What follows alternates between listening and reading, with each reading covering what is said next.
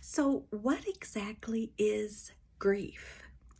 Well, I think we need to talk about it because grief is an unavoidable part of life. There's no one in this world that can live a life without being impacted in some manner by grief. Grief is characterized as disappointment, feeling broken, feeling lost. Sometimes we feel angry, sometimes we feel sad, sometimes we feel despondent or empty, and sometimes we just don't know how to feel. But grief is an unavoidable part of life. There are events that can produce grief, and some of these things are the obvious loss of a loved one, but sometimes there are events that produce a living death, as I like to call it. And these are things like retirement and job relocations and divorce and a child leaving home and natural disasters and health crises and financial collapse, the loss of a pet, the loss of an ideal or a dream.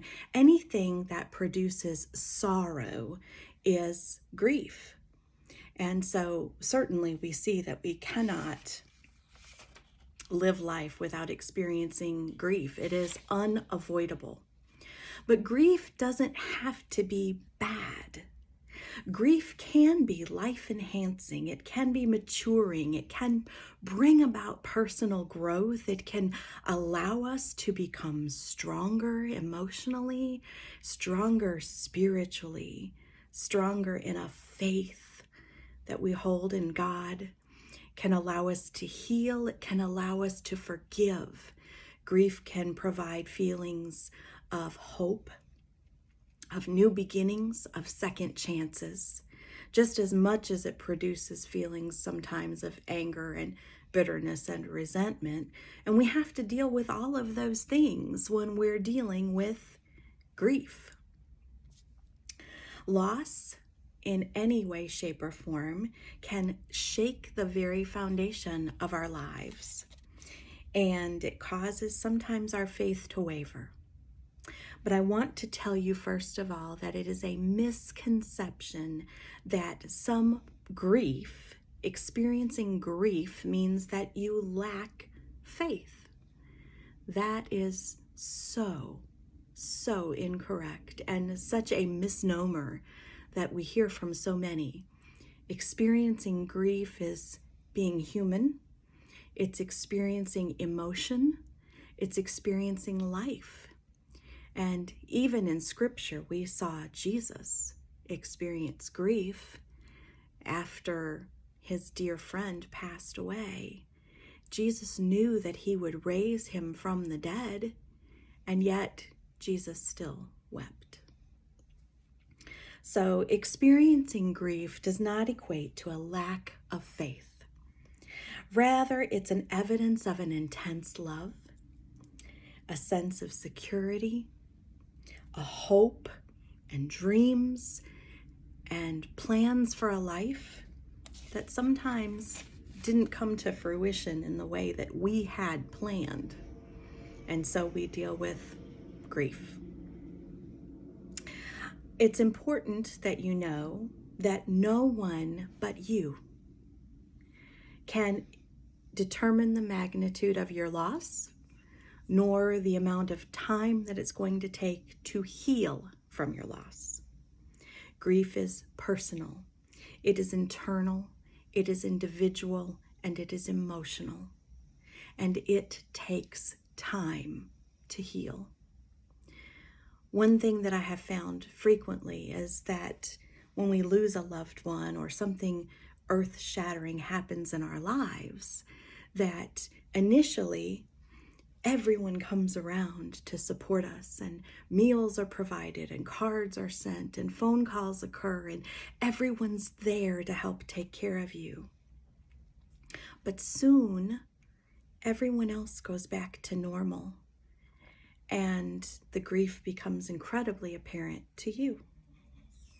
And we then start to have feelings of emptiness and discomfort because the people around who have gone back to normal think you should be going back to normal too. I think it's important that while the stages of grief have been defined by people like Kubler-Ross, grief is not orderly. So while the stages are defined, it doesn't mean that they follow a particular path or a particular order. When a Christian is open about grief and they maintain a relationship with God, they see the struggle as an opportunity to heal and to grow through Christ, and that grief results in growth. And it's important to know that the presence or the lack of emotion does not equate to a lack of faith or a lack of dealing with what has happened. We all address our emotions differently. I want to point out also that the first emotions we normally feel are those shock and disbelief. And sometimes people seem to be running on adrenaline or not experiencing any emotion, and everyone assumes that they're okay because they're handling it well. But I'm one of those people who operates on autopilot. And I'm one of those people who goes around and takes care of everybody and everything and makes sure that everything's taken care of. And then behind the scenes, I'm the one who cries in a puddle and gets angry or gets emotional. And that's okay if you're one of those people. If you're one of those people who just melts into pieces right in front of everyone else, that's okay too.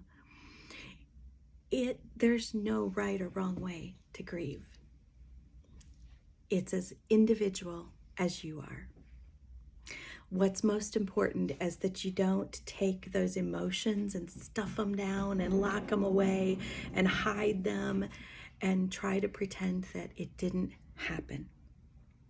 Whatever you've experienced has happened. It shapes your life. It has changed your life. So let those tears flow. They are cleansing. They are a release. They are healing.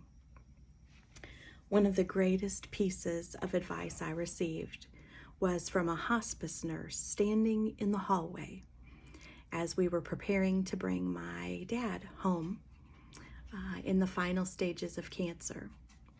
My mom was crying, and I was on autopilot, being strong. And the hospice nurse said, it is important to remember that tears are healing, that they are proven to help us heal. They are stress relief. Tears of grief have a different chemical compound than any other tear. And I believe that wholeheartedly because Scripture tells us that God cares so much about the tears that we shed that He captures them in a bottle. It's okay to feel however you're feeling. We're going to get through it together.